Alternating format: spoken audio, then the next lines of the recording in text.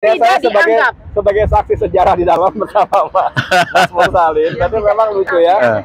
Kita masuk tadi mungkin belasan ya ke ruang tunggu pengaduan, ya kan, pelayanan apalah gitu namanya. Lalu diusirin maksimal 8 orang.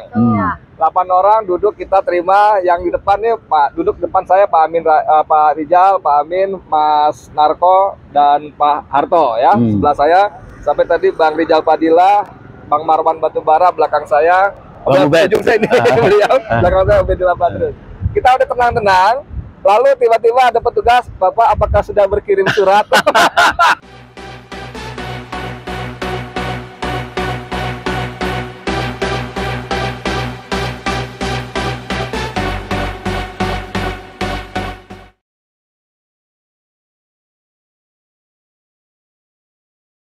Hidup Pak Mak.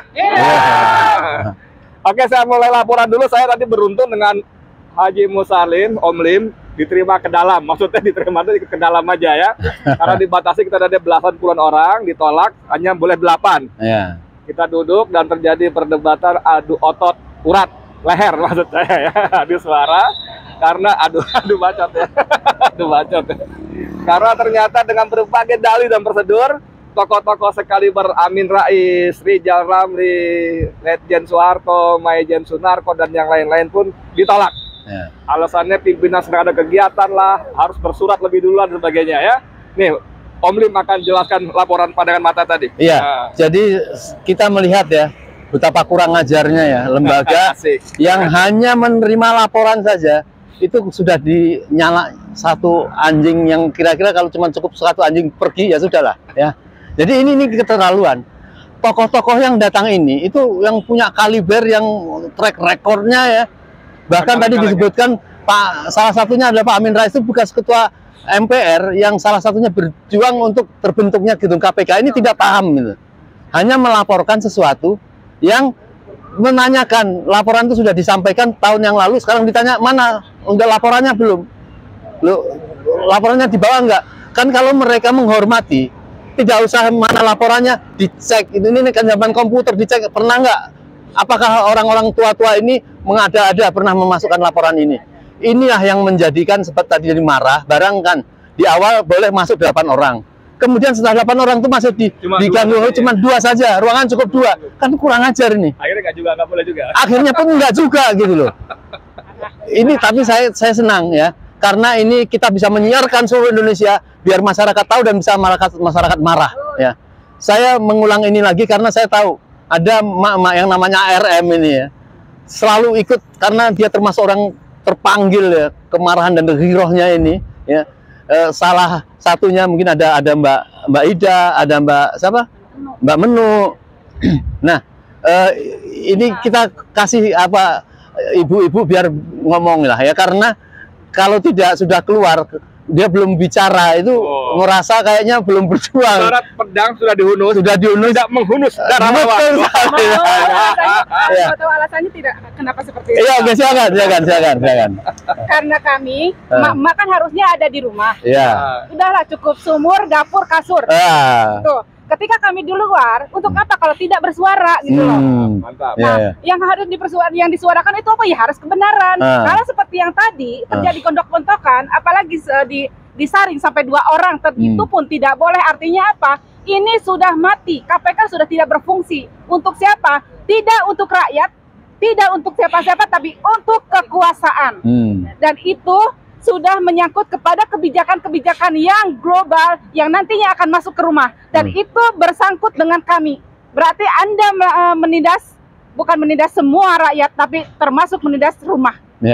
Itu kenapa kami turun. Kenapa kami juga harus bicara. Kenapa kami harus bertahan menjadi pawang di pintu sana. Itu saja, Pak. Jadi semoga bapak-bapak yang kebetulan ibu-ibunya ini terpanggil seperti itu, saya berhusnuzon bukan saja mengizinkan, tapi mendorong. Udah, kamu silakan ya. Tolong posisi gitu. Memang begitu. Silakan, Mbak Menu. Satu lagi ya, dari kejadian hari ini ada satu esensi yang perlu kita ambil, yaitu jangan pernah percaya lagi sama mereka. Harusnya tadinya mereka itu udah marah kita, harusnya kita tetap aja di dalam, karena hasil akhirnya adalah kita tetap tidak bisa masuk. Jadi harus yang lain kali kita bertahan, harus di dalam. Kalau memang kita harus berantem, kita berantem. Kenapa? Kita adalah rakyat yang berdaulat. Kita mempunyai kekuasaan paling tinggi dan harusnya mereka itulah petugas-petugas kita. Kita adalah bosnya mereka. Kenapa harus kita yang menuruti? Jadi besok-besok kita tidak akan pernah lagi percaya. Betul, mereka sadar gedung ini dibuat oleh biaya dari rakyat. Baju yang mereka pakai dari rakyat. Gaji yang mereka pegang dari rakyat juga. Kenapa rakyat sampai dihalangin sedemikian rupa? Catat itu. Artinya petugas-petugas lapangan ini dia tidak memahami tentang persoalan masyarakat. Iya kan? Mereka itu harusnya menerima, ini punya hak gitu ya. Jangan disuruh berbohong.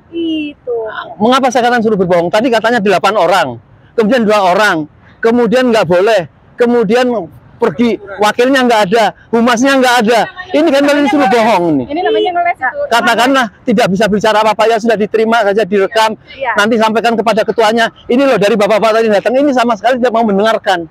Apalagi mau memberantas korupsi. Benar nggak? Ya, silakan. Terkait tadi katanya kan tadi diucapkan laporan sudah beberapa kali, otomatis laporan sudah masuk, sudah ada file dong. Iya. Kalau misalnya tidak ada, artinya laporan sebelum-sebelumnya masuk tong sampah. Betul kan? Oke, saya tambahin ya, saya sebagai saksi sejarah di dalam bersama Mas Mursalin. Tapi memang lucu ya. Kita masuk tadi mungkin belasan ya ke ruang tunggu pengaduan, ya kan, pelayanan apalah gitu namanya. Lalu diusirin maksimal 8 orang. 8 orang duduk, kita terima. Yang di depan nih duduk depan saya Pak Amin, Pak Rijal, Pak Amin, Mas Narko dan Pak Harto ya. Sebelah saya sampai tadi Bang Rijal Padilla, Bang Marwan Batubara belakang saya. Ujung saya ini beliau, belakang saya Ubedillah Badrun. Kita udah tenang-tenang. Lalu tiba-tiba ada petugas, Bapak apakah sudah berkirim surat? Harus ada sebelumnya Pak. Aduh, menggelikan. Jadi ini saya bilang pokok, sampai saya bilang baik-baik juga sebelum saya, Mas, ini semua ada prosedur, oke lah. Tapi please, semua prosedur ada jalan keluar, ada pengecualian. Tolong lihat ini tokoh-tokoh besar, tokoh-tokoh reformasi. Yang kalau nggak ada beliau-beliau ini kalian nggak ada. Tolonglah sampaikan ke bos kalian.